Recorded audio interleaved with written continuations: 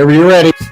Thank you for tuning in for this edition of Justice Watch with Attorney Zulu Ali. I am Attorney Zulu Ali with the Justice Watch crew, Rosa Nunez, Michael Bilal Clark, Dr. Akil Bashir, and Andrea Rodeman. This week, like every week, we'll be discussing critical legal and social justice issues that are impacting our community. This week, we'll be talking about the O.J. Simpson case, actually, and the actual legacy of actually O.J. Simpson. And I think most of us actually know O.J. Simpson either in his pre murder trial life and post murder trial life. I think that earlier on, I think that he was obviously considered to be a somewhat of a darling, so to speak,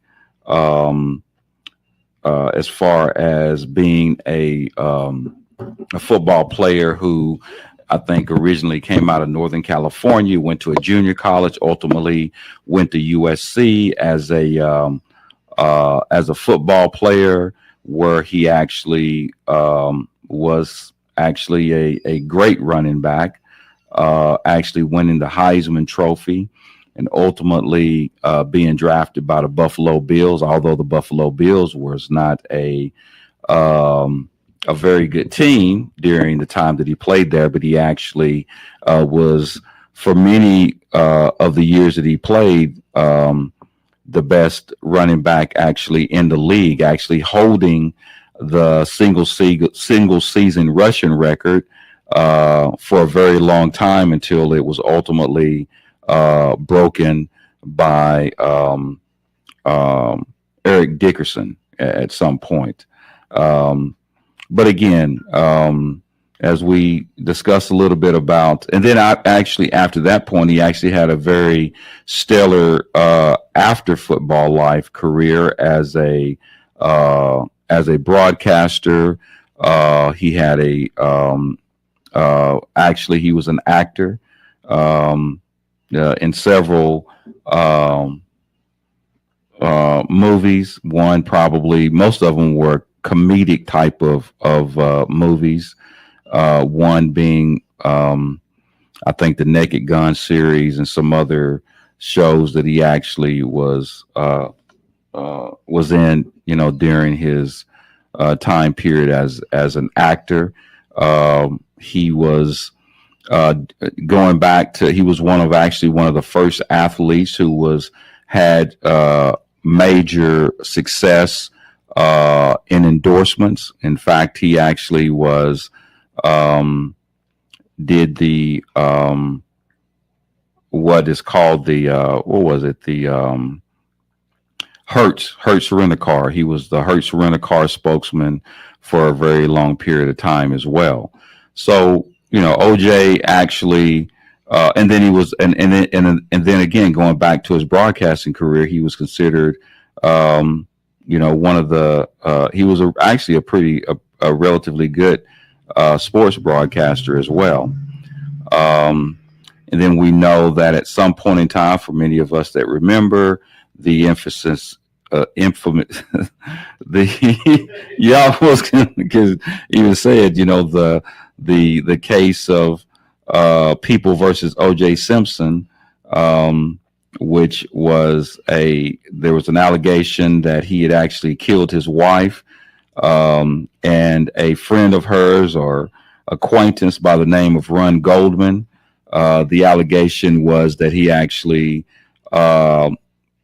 went to the location and actually killed two people, both his ex-wife Nicole and the mother of his children, as well as I think his name is Mark Goldman.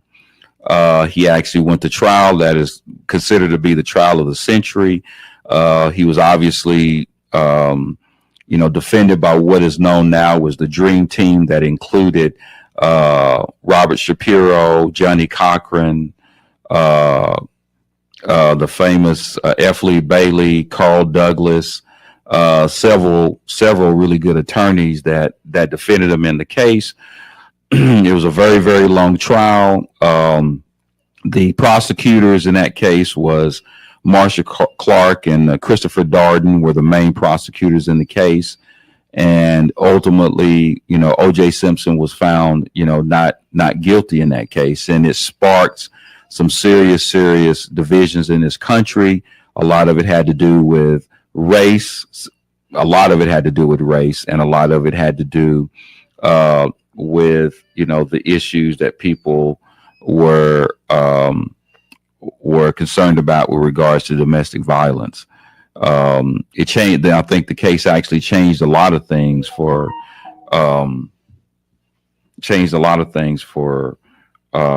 American justice. It exposed a lot of issues. It changed the way that domestic violence laws were actually changed. I mean, literally, domestic violence laws were changed throughout the country. So there was a lot that came out of this O.J. Simpson case. Now, of course, the issue and the joke is that O.J. Simpson was actually guilty. And I think one of the things that we're going to do as we begin talking about the case is, was he guilty? Right?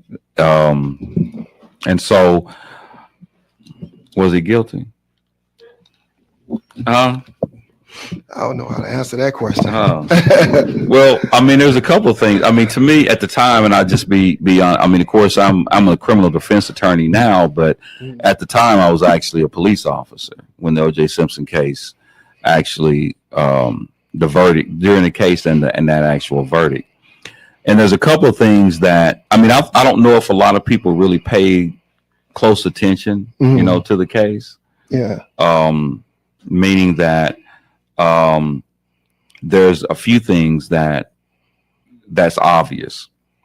One of the things that always got me was the detective.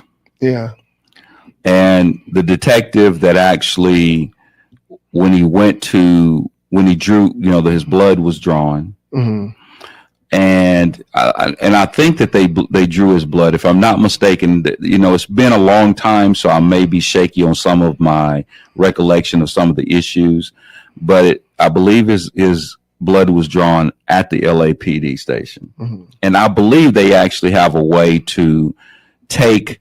Typically, what happened is when a police officer, which the police officer would not have been the person who took his blood, but obviously they would have had some sort of technician or something like that, or medical person that would have taken his blood. Mm-hmm. However, what happened is that he did not take that immediately and check it into evidence, right? Yeah. What he did, this is a detective. And if you want to blame anybody for whatever happened, you got to blame the LAPD. Correct. If you're going to be mad at somebody, because they really made some really crazy mistakes, and I hadn't seen it before, and I've never seen it since. You take his blood and you put it in your pocket. Correct. You go back to the scene, to his home and the scene of the crime, with a suspect's blood in a vial. In a vial, yeah. That's where you begin. Now, you don't have to go to police academy. You don't have to be an expert. You know that there's a problem with that. Correct. To go back to the scene with the blood. Then even after you leave the scene, you don't go back to the lab. You actually take the blood home. Mm-hmm. Then you take it and put it in your refrigerator. Right? Yeah. That's a problem. That's a problem. Right? Then there's an issue with the blood in the vial. They're saying that there is, at least to some degree, it's not the same amount when you took it as when you brought it back. Now, there's one that could argue that the fact that he was set up would not make much sense, because apparently there's a lot of blood. Mm-hmm. But that's not a good look, right? It doesn't look good. Correct. Right? If you're really going to be a fair, impartial juror and using your common sense, that's problematic, Mhm. right? Another thing that tended to be very problematic for me is they're experts. Trial is theater. Right? It really is. It's theater. I mean, you can, I don't care how long, what law school you go to and how great of a lawyer you are. If you're going to be a trial lawyer, you got to have some theatrics, Mhm. and that includes your experts. The experts for the people, from what I recall, and I didn't watch the whole trial, was not very compelling to me. The expert for O.J. Simpson was great Yeah. in his explanation. You can't talk to jurors like they're your colleagues. You have to talk to jurors in a way in which they understand it. And I believe, I cannot remember the name of the expert for the O.J. Simpson's case, and I don't want to say his name because I may have him wrong, mixed up with the other one. But one of the things that always caught my attention that really got me is that he is the sock. Mm-hmm. And what he demonstrated was that the way that the socks were found is that the blood was on one side and it went all the way to the other side. The point he was trying to make is that if you have socks on, and the blood gets on your sock and your leg is in it, exactly, it's not going to go from one side to the other, right? So what does that look like? You see what I'm saying? Yeah, exactly. It's everything. It just really looked bad. Correct. And then the craziest thing was Mark Furman. Yeah, Mark Furman. I mean, when this is what I was thinking. I'm a neutral for the most part. I'm neutral in this. Mm. When F. Lee Bailey asked him, "Have you ever used the N-word?" Yeah. All he needed to say was, "I'm sure I probably have. I don't know when, I don't know how, but I'm sure somewhere I had." You know what I'm saying? I had a black partner when I was on patrol. We used to. I don't know. I'm sure I did, or I don't remember. But he says no. Then he says, "Well, I'm going," and then he doubled down on it when he asked him again. Then they play the infamous tapes where he goes on the N-word tirade. Yeah. So he talks about the N-word. He talks about how they bleed out. I mean, it was just crazy. I mean, I know it was drama and somebody was writing a book, but that's a bad look, right? Because now you just perjured yourself, right? Then add accident to injury as you go. Now you found the glove. Mm-hmm. Nobody was with you. Nobody was around you, but you found the infamous glove. Now you don't put yourself in a position where you got to take the fifth. Yeah. So now you got the lead detective in a murder case taking the fifth. Wow. It was a ultimate disaster. Correct. And my boy, Christopher Darden, in them gloves. You never ask a question. This is the secret. Yeah. You never ask a question unless you know what the answer is. You never do that. People always talk about ask this question. If you don't know what the answer is, you don't do it. Yeah. In fact, I was told that they were bullying. They were, they kind of touted him into doing certain things. Like they would mess with him. Yeah. That's what you hear. Mm. So then he says he wanted him to try on the gloves. Big no. Right? Yeah. And obviously he put on what do you call it? Yeah, latex gloves. Latex gloves. Yeah. And so you should have had him to try on the gloves before you ever said it. If you don't know what it's going to look like, you never do that. But he did it. And OJ's an actor. Now Johnny Cocker said he was a bad actor, but OJ, you know what I mean? Yeah. I mean he could act. So then you're going to ask someone to put on. What do you think he was going to do? He was going to you see what I'm saying? Yeah. And that's a bad look. It was absolutely. It's not one of the things. It wasn't the trial of the century. It was a terrible trial going bad on television. Correct. Right. If you want to see a good prosecution, that was the worst one to watch. You see what I'm saying? Mm-hmm. So then then the question is, how did he end up being found not guilty? Well, based upon the way they presented the evidence, Yeah, it's not too far fetched. correct. You see what I'm saying? Yeah. The way that they did it, it was terrible. You know what I'm saying? I mean, I'd never seen that. I mean, have you ever seen that? What would you think? Yeah. You know what I mean? I mean, it was terrible. So I know that you have comedian. I mean, then he did all these other crazy things about if I did it, this is the way I would have done it. And, Yeah. they're saying that whatever, now legally, I believe he's not guilty. Mhm. I don't think, and that's just the prosecution's fault. I really believe that does race matter in a jury? Of course it does. If I said it didn't, then I would be telling, a lie, because we Yeah. know that it does. Exactly. But I think that it's not unreasonable under the circumstances, because they're not supposed to be watching television. Jurors, they were sequestered. Hmm. So they're not watching and all this other stuff, because there's things that bias you as a juror.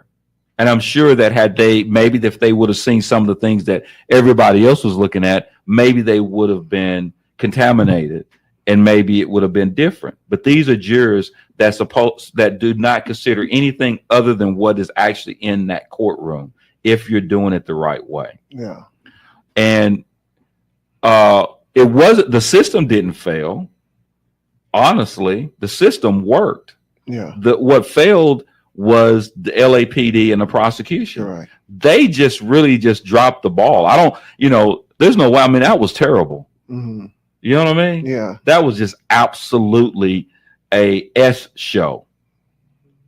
Yeah. Really? I mean, it was just crazy. I mean, can you imagine being in a trial? I could never imagine. I've done a lot of criminal trials and having the lead detective take the fifth. Yeah, that's bad. I would look at my client and say, "We good." Yeah. Right? Yeah. Because that was the lead detective. Okay, he has no credibility, None whatsoever. so the glove means nothing. You know what I mean? Yeah. So it was a terrible trial. So legally, for sure, not guilty. Now, after he does all these other things. If I did it, this is how I would have done it. Then then they have the guy that's supposed to have been Nicole's handyman that at some point in time admitted Mhm. to being doing it. Yeah. But they didn't really give him any credit because they thought that he was crazy. Yeah. Then you had had him saying, I don't know if it was to make money, but my personal opinion is that, because that's another thing when you do trials and you give theories. Whatever theory, everybody has a theory of a case. And you're taught, different people do different things. But I think the best thing is when you do a trial, because you never know how a trial is going to come out. Mhm. You want to give the jury a theory and only really one theory. And if there's a way, if you're not sure, then you want to give them some wiggle room. Yeah. So what she says is he did it by himself, and he did it alone. Right? Mhm. So now you've done you got another problem. What if there is evidence that there was more than one person? Yeah. You see what I'm saying? Correct. That begins to be another problem. But I can say that my personal opinion, to the extent that you may think that realistically he was involved one way or another, it definitely didn't happen based upon the way that the prosecution said it happened. Mhm. That's just my personal opinion. Yeah. You know what I mean? Yeah. And then there was a timeline issue. You know what I mean? Mhm. In other words, and then you had the Bronco chase. Yeah. You know what I mean? That there's a jury instruction about the fleeing. That the fleeing can be considered a consciousness of guilt, right? That's Yeah. a jury instruction. I don't really recall whether they gave that jury instruction or not, Mhm. but that was one as well. Yeah. What I always had a problem with, like you say, all the evidence and stuff like that was tampered with. I mean, if you have an open and shut case, then why would you go and plant, evidence. And then the other thing was the fact was there was two victims. I mean, and when you capture him, there's no physical marks or lacerations on him because I would think that there was a fight that was put up. But then when he was caught, I don't recall them saying anything like, you have two individuals. Somebody is going to attack somebody, trying to keep them off of them. There has to be some type of physical evidence or Is something he like on? that. So, Okay. so I'm not. He had a cut on his hand. Oh, cut on. Oh, he had a cut on his hand. Yeah. So it's like, I think there would have been more to it. And so that kind of threw me off. But Right. like I say, all of the tampering with the evidence, and like you say, once that lead detective took that fifth, that was like game over to me Yeah. because you taking someone who actually takes the lead on the case and now he can't answer questions. That to me tells me a whole lot. I mean, looking back, if I was sitting on the jury, of course that was reasonable doubt, period. And of course, afterwards, you had the book that came out that, it didn't want to come out, but then they finally end up publishing it, Right. for the Goldman family and stuff like that, Mhm. in order to get the funds and the proceeds from that. But even that, even that, I think it was a money move. For him. Yeah, but ultimately, it was a money move probably for him, but he couldn't get the money from that. So they used it later on. The Goldman family actually published that later on in order to get the proceeds because he didn't have the money. Right. And they end up publishing it, but they publish it. It says if I had done it or something like that, but they put it in big bold, right? I did it. Right. And I think that they got the proceeds, ultimately from all of that. Yeah. But of course, when he did it, I believe that it was his intention, of course, to get the money because you remember he was really, going after, money factor after that point because, the stuff with his memorabilia and then him getting caught up with the crime and stuff like that. So I know he was struggling for money, but, I just think there was too many what ifs. There was what ifs, And so if I was sitting on a jury, I probably would have voted not guilty as well. Just the fact that, all the stuff that the police, had did at that particular time in the prosecution. Like I said, like you said, they put on the defense put on a case. Yeah, a decent case. Yeah, they like. I mean, like I said, you had the best of the best. You had Barry Scheck, who was a DNA expert. DNA was ultimately not really as big as obviously as it is now, but he was great. He did a great job of cross-examination. You had F. Lee Bailey, who we know F. Lee Bailey is famous, right? You have Johnny Cochran, who basically, is one of the best that's ever done it. You had Carl Douglas, who really didn't do a lot of cross-examination, but he's just a brilliant mind. And then you had what's the name of the professor from Harvard that was actually on staff that was going? I can't think of his name. I can see his face, but I can't think of his name. Can't think of his name. But anyway, but you had all these great legal minds, and it was, they dotted all their I's, they crossed all their T's, and they did what they were supposed to do. As defense counsel, they did a great job. What's crazy about it is, LAPD has a very huge district attorney office. And this is not a stab at Christopher Darden, and this is not a stab at Marshall Clark. But if I was a district attorney because I'm originally from Tennessee. In Tennessee, such a case, probably the DA himself would have probably tried the case. Yeah. You see what I mean? Exactly. I don't know really I do cases in LA and deal with DAs in LA. And the levels of experience and trial and professionalism varies. If I was a district attorney, I would have made sure that I would have gotten the best of the office, because I'm sure they have brilliant, great lawyers on the DA's office. Yeah.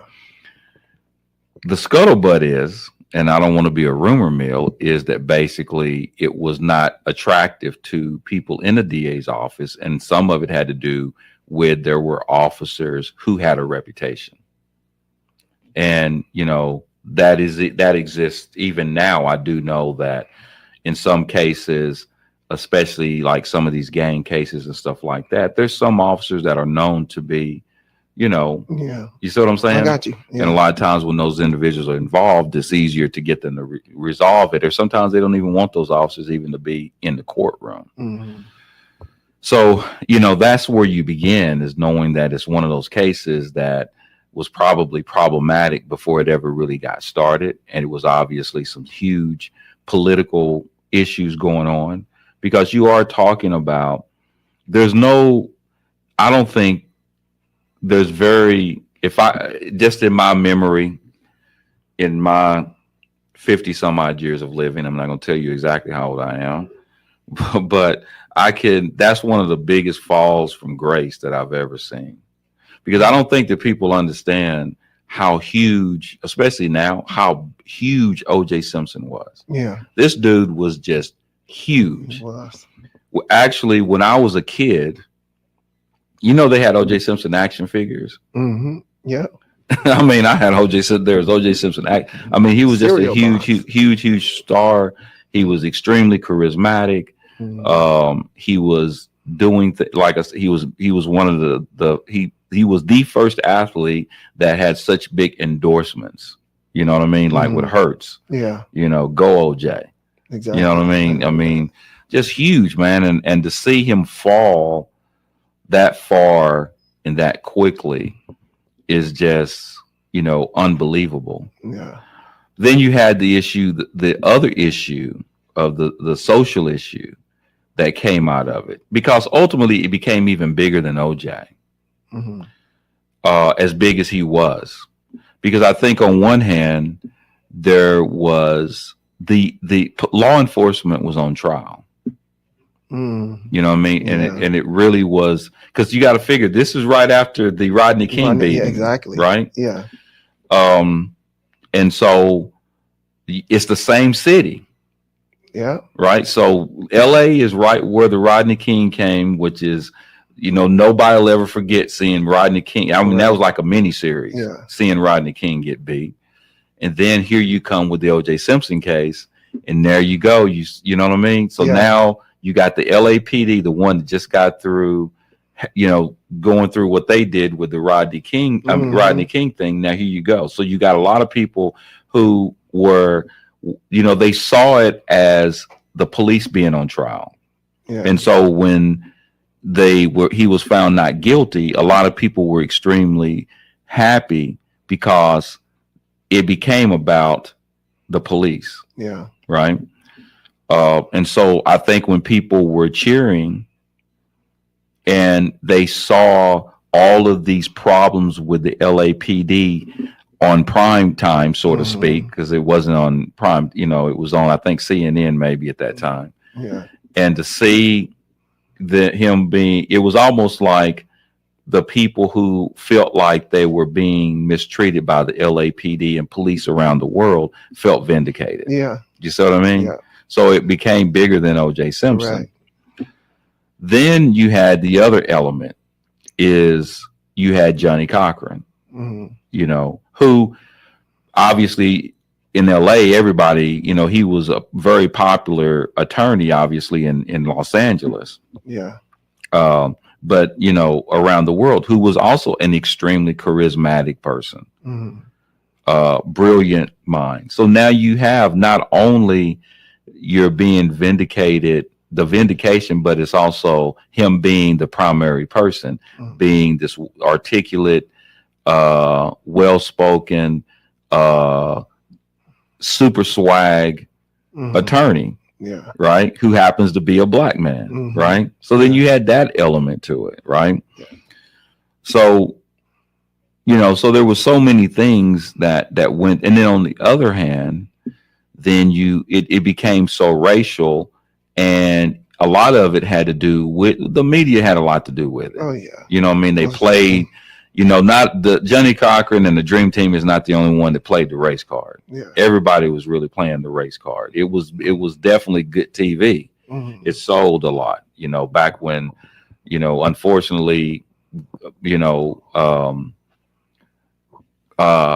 media has fallen from grace too with social media, but that's back in a time where, you really had newspapers. Yeah. You know what I mean? Like journalism was like a real career, and now it's become a problem. But so that was spectacular. Yeah. You know what I mean? And I think like what you were saying in terms of people felt vindicated. You had those people. It's like, how can you cheer for a murderer? Because I remember the TV. I remember sitting in front of the TV when the verdict came in, and people, how they show these snippets from everywhere, and everybody just jumping up. Yeah. And people looked at that differently. People looked at that. How can you cheer for this murderer, right? But it wasn't so much that you was cheering for a murder. You was cheering that finally you got it right. All of this time that we seen this Rodney King and everything else that came, prior to that, Right. that we were so used to seeing, in the media, because like you say, the media shines a light on what they want to shine a light on. They don't shine a light on the stuff that I won't say that matters, but they won't shine a light on stuff that they don't want you really to see, and they didn't expect this outcome. They didn't expect this jury to come back like they came. But then when the people start cheering, they wasn't looking, like I say, they wasn't looking at people as cheering because they were happy some justice finally got, served. They was looking at it, go, oh, you cheering for this murder. It's just like when you seen Barack Obama get voted in, you seen people cheer all over, it was just that it was at that particular time, people was like, yes, finally, and so that's the way you have to look at it, and if you look at it any other way, then you will be looking at it wrong. And I think the people at that particular time, they were happy to see that you finally got it right. But like you say, it shined a light on the police at that particular time, Right. because it's something that we deal with every single day, just living in LA. And it's not just happened to OJ. It happened to a whole lot of other individuals that the spotlight have not been shined upon. And so that's why we have the crime rate so great in Los Angeles. That's why we have so many, convictions in Los Angeles. And of course it continues, So, He became a very hated man. Yeah, he did. Because people felt like, it was just it's bizarre. I remember when, and as I told you, like being a lawyer is a second career for me.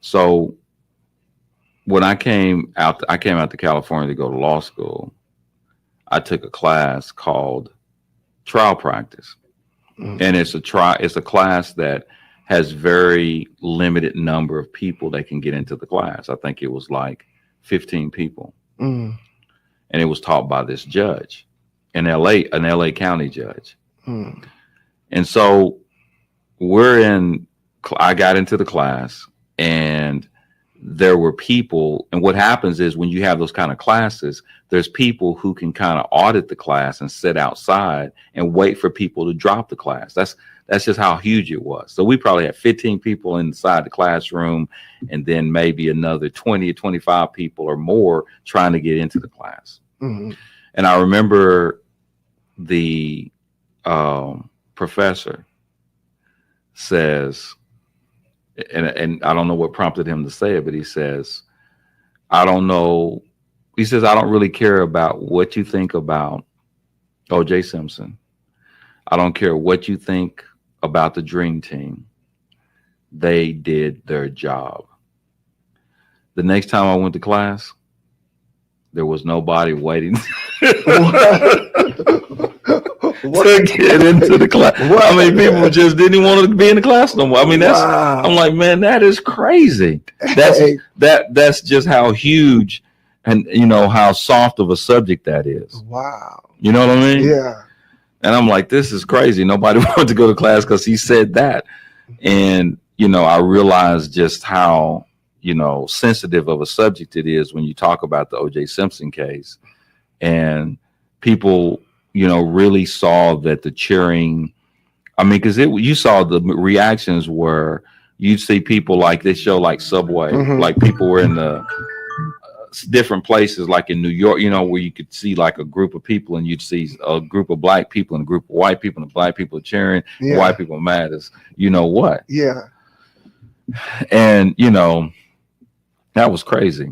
And Mm. and you could see that there was, a division, Yeah. clearly a division at that point. Yeah. And it's just, you know, I mean, it just shows just the differences among people and your narrative, man. Your narrative dictates the way you see it. That's why when you choose juries, Yeah. And they say that race doesn't matter when you choose juries, it does. I mean, Yes. everybody's narrative is different. I mean, there's no if, buts, and ands about it. The way you see things, I always say that the presumption of innocence, right? Um, everyone wants to believe that they can be fair in their minds. They really want to believe that they can be fair. And people get really upset when you point out the fact that they have biases. Yeah. The reality of it is everybody has biases. There is no exception to that. And if not understanding that, then that's one of the most dangerous things, is to not understand that we all have biases. And when you're looking at the criminal justice system and the presumption of innocence, and I'm of the belief that the presumption of innocence is the most sacred thing that we have in our country, is the presumption of innocence. With all the things that we have wrong with this country, and clearly we're far from being perfect, that presumption of innocence makes us the best act in town. But that's just my opinion. It don't always work right. We know that. But in theory, that's a cold doctrine, right? And so thinking of that, there are people who don't believe, or believe that it's an anomaly for the police to arrest the wrong person, for the prosecutor to prosecute the wrong person, or for the judge to allow such prosecution to take place. There are people who, in their heart of hearts, and bless their heart, believe that. Yeah. The problem is that the presumption of innocence and that ideology, a strong ideology like that, don't fit in the same space. Because if you're presuming someone to be innocent, realistically, you have to presume that the police arrested the wrong person. Yeah. That the prosecutor is prosecuting the wrong person, and that the judge is allowing the wrong prosecution to take place in his courtroom. You see what I'm saying? Yeah. You have to presume that. And there are people who have a narrative that goes with that, that cosigns those beliefs. And those are the ones that really need to be on a jury. Right. And we oftentimes just don't get that right when it comes to that. I mean, we talk about it, people want to believe it, but I think that sometimes you're subconsciously it comes out, because I know that sometimes when I'm in trials, you have judges that I think that they believe that they're fair, but sometimes some of the rulings that they make is unfair. And a lot of prosecutors prosecute cases that clearly they shouldn't prosecute. That's clearly unfair. Yeah. And so that's a huge problem. And we need to change the jury system for sure. And we've talked about that. For a while now. And you have to make sure that you have people that represent a cross section of the community. And people get offended when you say those types of things, but we have to have that conversation. You know what I mean? I don't suggest, there's a lot of things that I'm ignorant to. and I'm not going to act like that. I don't have biases. Mm. You know what I mean? I can Yeah. begin with one. I'm an old country boy, right? I was raised in Tennessee, Yeah. and um, my biggest influence was my grandfather, who Mm. was a hard, hard worker, right? Mm. Um, he didn't believe in no shortcuts. Didn't believe, and he used to always say that you eat what you catch. You don't eat just because you're hungry, Mm. right? That was his motto, and he could not stand a lazy person. Yeah. I'm the same way. If you're lazy, I can't even hide it. I just can't even be around you. I, Yeah. I just can't. I mean, I just can't stand those people, man. I'm like, if I get the sense that a person is lazy, Yeah. then you know what I mean? I just cannot stand lazy people. I Yeah. just absolutely can't. Some people now, and it kind of feeds over like people think my kids think their generation that I Mm. just have this thing about, and because I do tease them about their generation and Yeah. how lazy and sensitive Mm. they really are. That's another thing, you can't talk about sensitivity anymore, No, you can't. right? That the benefit of growing up in an era where we were not, you were expected to be, and I'll probably get in trouble for this, like a man is a man, is a woman is a woman, Mm. and that's, you know what I mean, you Yeah. gotta just either put your big pants on or do what you gotta do. And we rode bikes and we fell off of bikes, and Correct. you know what I mean. So Yeah. nowadays, you can't, um you know they don't know how to take stress, Yeah. because like, for example, like kids, you see a kid riding, they got a helmet on and shoulder pads on and knee pads, and Yeah. you know what I mean. Yeah. And then when we was kids, I mean, because they don't want you to scratch, you don't want you to, you know what I mean. So Yeah. I used to always say the biggest lesson that my mother taught me was how to take a loss. Yeah. Now everybody gets a trophy, you know Yeah. what I mean. And Win or the lose. big, and I thank my mother for that. To today, I couldn't quit anything. If I started it, I couldn't quit. Mm. Right. I, so, and then you had this whole thing about, being tough, sucking it up, being tough, not crying, those sort of things. And now that seems like we call it toxic masculinity, Yeah. right? Correct. And that's on their attack, right? Yeah. So, I mean, and I see that now that we're going towards, and I know we're moving away a little bit from the OJ thing, but how did we get on this subject? But anyway, so, Yeah. and we're moving away, and it basically, I think that there's a degree of, I think our kids suffer from that. Yeah. Because you have to be able to, a kid has to know. That's why they go to school and shoot up everybody. If you don't know how to take stress, what are you going to do when something becomes stressful? Yeah. You get when I got teased. I know we used to say, nowadays you couldn't do that. If I went home and said, "Hey, a kid pushed me at school," then my mother's going to say, or my grandfather or whoever is just going to say, you need to go in and you need to knuckle up. Exactly. Yeah. Nowadays, then the parent go up to the school, and then they might school this, you know what I mean? And it's just exactly. like, we try to protect people. And so when you get into real life and you're dealing with stressful situations, you don't know how to do it because nobody allowed you to do that. Everybody's sensitive. Yeah. Right. Yeah. And everybody's about the bag. Right. Everybody's about the bag. It's all about, getting money. And there's no value. So when you teach a generation of people that life is about getting the bag and life is about money, then what would you do for it? Correct. So, when I grew up, life was about what you wouldn't do. Right. And now life is about what you will do. Exactly. And the reality of it is that people are, unfortunately in a situation where they will, it's like, do what you got to do to get the bag. Do what you do to got to get that money. Yeah. You know what I mean? It's about economics. Mhm. But it's not, but it don't matter how much money you get if you don't have any values, it don't even matter. Because Mhm. millionaires and billionaires kill themselves too. Yeah, You know what I mean? exactly. So, so that's something that was on my Yeah.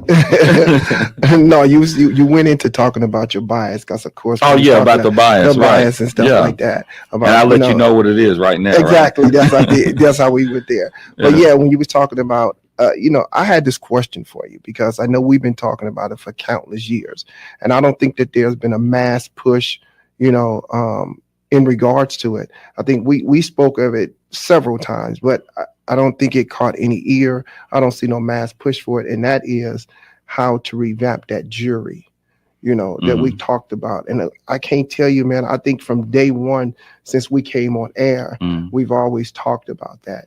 And it's been how many years later? And we still haven't seen no type of jury reform. Mm-mm. We still haven't seen anything. So this cycle continues. Right. You think we'll ever get to that point?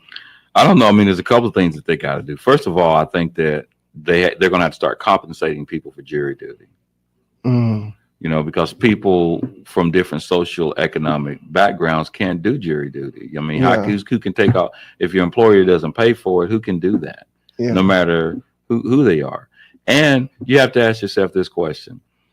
Um, there is a benefit. So, in other words, the social economic aspect of it is important. Correct. You can't say that every jury can't, you know, be just all. We're not saying all juries could be all black folks and all juries should be all white folks, but it should include certain economic classes because that makes a difference. Hmm. You know what I mean? And so what it does is it excludes people, regardless of their race or gender, from being on a jury because they can't afford to do it. Yeah. And we know certain groups are actually are economically are challenged. Hmm. So we have to do something about that. That's the first thing. And I don't know if they have anything pending to address that issue. They also have to change the rules about kicking people off juries. There is what they call a Batson Wheeler motion, right? That's Hmm. because it came from those particular cases. And so if it looks like a prosecutor is systematically kicking off certain jurors, then it could be challenged. But the problem is that even if they find that that's happening, if you can recant or rebut with a race neutral reason, like they were not interested, or this person said he didn't like the police, and see, that's another problem. The problem is that your answers to certain questions are based upon your experiences. Correct. So if someone says, "Hey, has anybody ever had any negative experiences with police?" Yeah. Right? Exactly. You know who's going to raise their hand. Exactly. And now that could be a reason to kick them off the jury. So some of them are basically, they're bait. Hmm. And so are questions that are going to be, um, it's going to impact certain people differently than other people. Hmm. And the people that have negative experiences with the police are probably the people that you want on the jury. Yeah. You see what I'm saying? So Hmm. then when they strike the juror, because there's two types of challenges. You can do it for cause, or you can do it for peremptory challenges. That means that's for any reason. So you can, like, if a person says, "Well, I'll never find a man in guilty," or "I'll never vote not guilty." Hmm. You know what I mean? Or I think if he was innocent, he wouldn't be sitting there. So Hmm. that's Yeah. cause.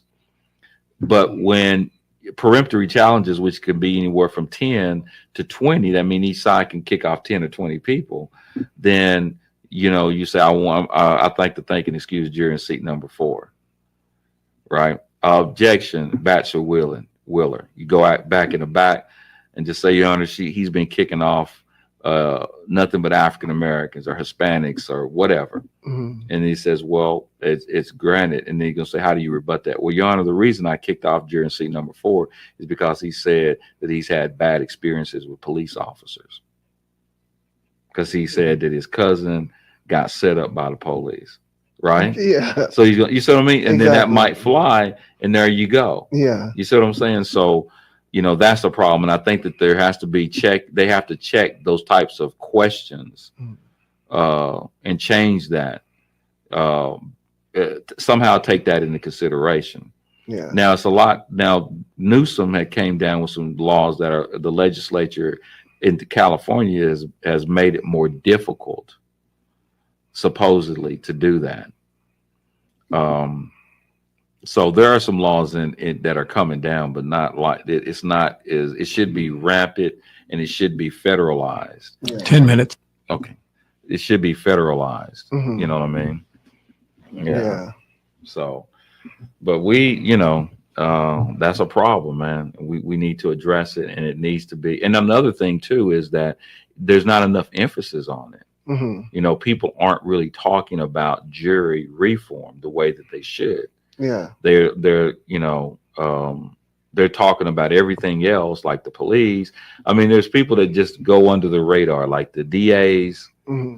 and the jury commissioners, and the jury system goes under radar. Like you go to most places and you say, "Who's the DA in your county?" Most people don't even know who the DA is in their Yeah. county. And so we can pay a little bit more attention to that, which has an impact on, because they run strictly on convictions. Mm. I got Yeah. a 99% conviction rate. And if people come up and say, "Look, since you got 99%, what does that mean?" Mhm. Just because you convicting, that's not the issue. And maybe if somebody really, went at them, then you would change the culture of the DA's office about Yeah. how they choose to prosecute people. Mhm. You know what I mean? Yeah. Yeah. Like I said, I just never seen a big push. I've always seen push for all these different other things, but I never seen anything with regards to uh to reform that, and Right. I just think uh the time and the era is here for them to be able to do something like that. Hmm. Because it does make a big difference. Like I think we always talked about as far as like where they pull a jury from, and they always say the DMV and stuff like Mhm. that. But yet when you bring somebody up in Compton that lives way in Cerritos or Mhm. Chino Hills and stuff like that, then what DMV is you getting your information from? Right. That was always the question, because I've always been a firm believer that if you take someone who's never been, never was born or raised in a particular area or geographical location, it's going to be hard for them to understand the culture that exists there, and be able to understand the plight of the individuals that actually reside in that particular area. Mhm. So it's going to be hard for them to kind of adjust their way of thinking to understand um, where that individual who was that's being on trial, Mhm. is going to be hard for them to understand their reality. Mhm. So I just think that that definitely has to be addressed, Mhm. and it, because if it doesn't, then we're going to continue to deal with this cycle of this incarceration rate. Mhm. So and it stems back to, I mean, we're not going to see. I don't believe we're going to see anything up to the level that we seen, of course, in the OJ case, Mhm. ever before. I mean, that was epic there. I don't think you're going to be able to see that